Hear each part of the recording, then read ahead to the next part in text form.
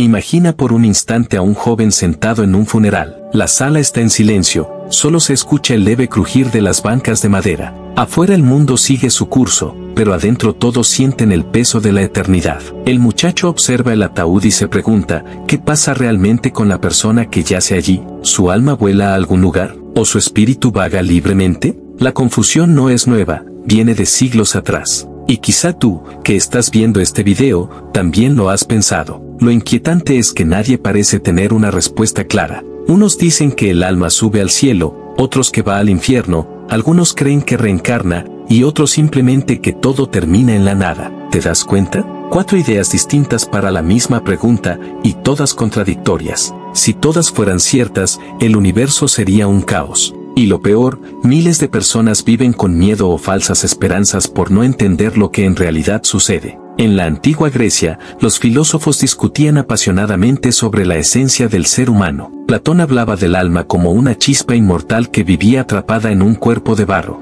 Los egipcios, por otro lado, creían que el espíritu podía viajar al más allá y necesitaba objetos y alimentos para subsistir en su nueva morada. Y mientras tanto, en otras culturas, el alma era vista como un soplo, una sombra, un reflejo que sobrevivía a la muerte. En la India se hablaba de la reencarnación, un ciclo interminable donde el alma saltaba de un cuerpo a otro, atrapada en una rueda sin descanso. Los vikingos, por su parte, imaginaban que los guerreros valientes iban a un gran salón de banquetes llamado Valhalla, donde comían y bebían eternamente. Y en los pueblos originarios de América, muchos creían que los espíritus podían volver como animales o fuerzas de la naturaleza. Pero aquí surge el conflicto. Tantas voces, tantas teorías, tanta confusión. Cada cultura afirmaba con seguridad tener la respuesta, y sin embargo todas se contradecían. No es extraño entonces que hoy, en pleno siglo XXI, todavía repitamos esas ideas heredadas sin cuestionarlas. Y el joven del funeral,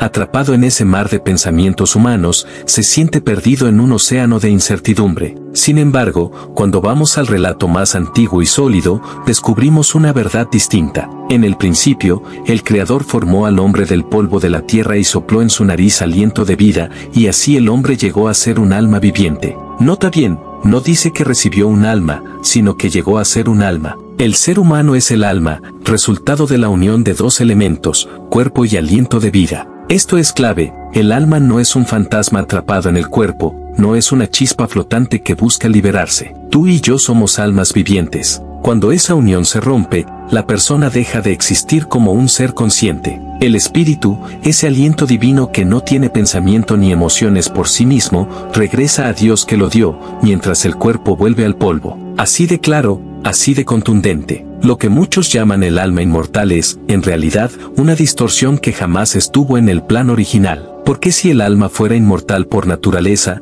¿para qué necesitaríamos un Salvador? ¿Para qué hablar de resurrección si ya seguimos vivos en otra dimensión? Aquí está el punto duro. La doctrina de un alma separada que sigue existiendo contradice directamente el mensaje de esperanza que atraviesa toda la Escritura. La muerte no es un pasaje a otra vida consciente, es un silencio, un sueño profundo, una pausa hasta el día en que el dador de la vida decida despertarnos. Y aunque esa verdad incomode, es la que libera del miedo. Ya no necesitamos temer fantasmas, ni pensar que nuestros seres queridos nos observan desde alguna esquina invisible. Tampoco tenemos que caer en la mentira de que la muerte es un tránsito eterno de sufrimiento o placer. La verdad es más sencilla y más hermosa, la vida viene de Dios, y solo Él puede devolverla cuando su voz resuene con poder en la resurrección final. Ahora, quiero que observes algo que la mayoría pasa por alto. Mientras el joven en el funeral piensa que su abuelo quizá lo observa desde algún rincón del cielo, nosotros sabemos algo que él aún no ha comprendido. Aquí entra la ironía dramática, el público ya tiene información que el personaje ignora.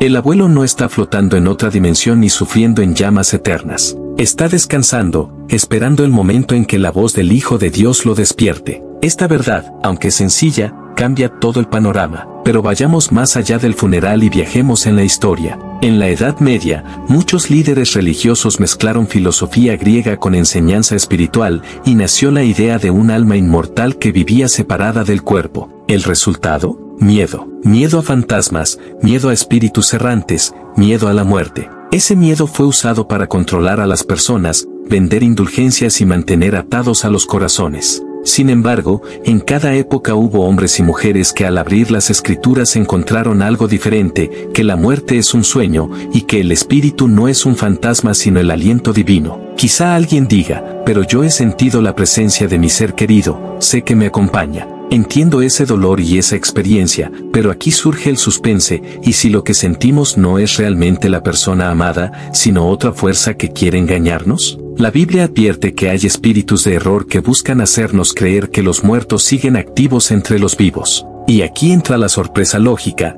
lo que parece consuelo puede transformarse en trampa. No es casualidad que en tantas películas y series modernas los fantasmas aparezcan como héroes simpáticos. Es un reflejo cultural de una mentira antigua. Déjame hablarte un momento directamente, si tú estás escuchando esto, es porque en algún punto de tu vida te has preguntado qué hay después de la muerte, y ahora estás siendo testigo de una verdad que quizá no te habían contado. El alma no es algo separado que vuela, sino la persona entera. Y el espíritu no es un fantasma que piensa, sino el aliento de vida que viene de Dios. ¿Te das cuenta? Esto significa que no tenemos que temer a los muertos, ni rendirles culto, ni buscar su voz en sueños. Significa que nuestro único refugio es en aquel que tiene poder para devolvernos la vida. Por otro lado, las objeciones aparecen rápido. Algunos dirán, si no hay un alma que vuela al cielo, entonces ¿qué pasa con los textos que hablan de estar ausente del cuerpo y presente con el Señor? Aquí la clave es entender el tiempo desde la perspectiva divina. Para quien muere en fe, el siguiente instante consciente será ver al Salvador en gloria. Es como cuando apagas la luz para dormir y al abrir los ojos sientes que fue un instante. Así la muerte,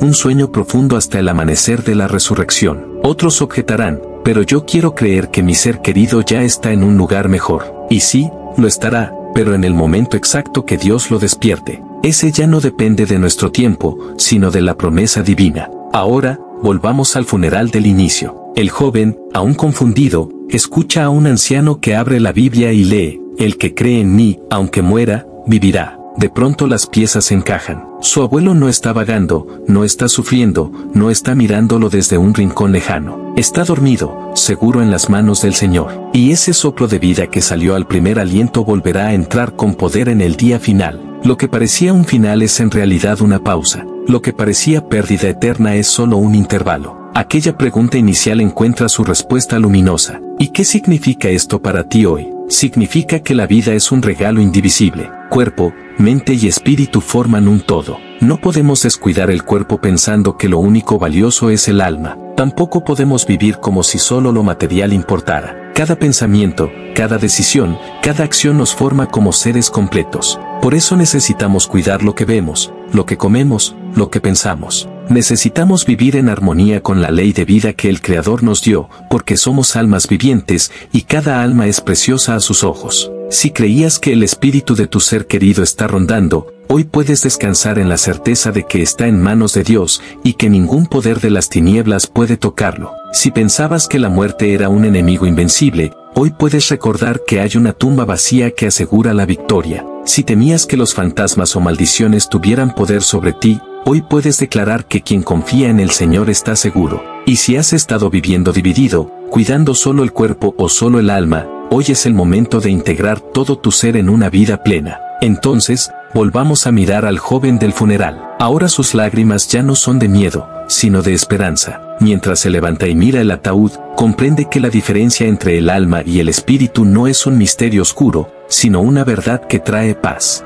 El alma es la persona completa. El espíritu es el aliento divino que regresa a Dios. Y la vida que parece apagarse volverá a encenderse cuando la trompeta suene. Quiero dejarte con una reflexión final. La cultura grita que el alma vuela. La historia muestra que esa creencia fue usada para manipular, pero la palabra revela que la muerte es un sueño y que la vida es un todo indivisible. Y la pregunta es, ¿vivirás aferrado a mitos o descansarás en la certeza de la verdad? Si este mensaje ha tocado tu corazón, te invito a seguir esta página, compartir este video y dejar tu comentario, porque la verdad que libera no debe guardarse en silencio, sino llevarse a cada rincón, hasta que todos descubran que en las manos de Dios hay descanso y en su promesa hay vida eterna.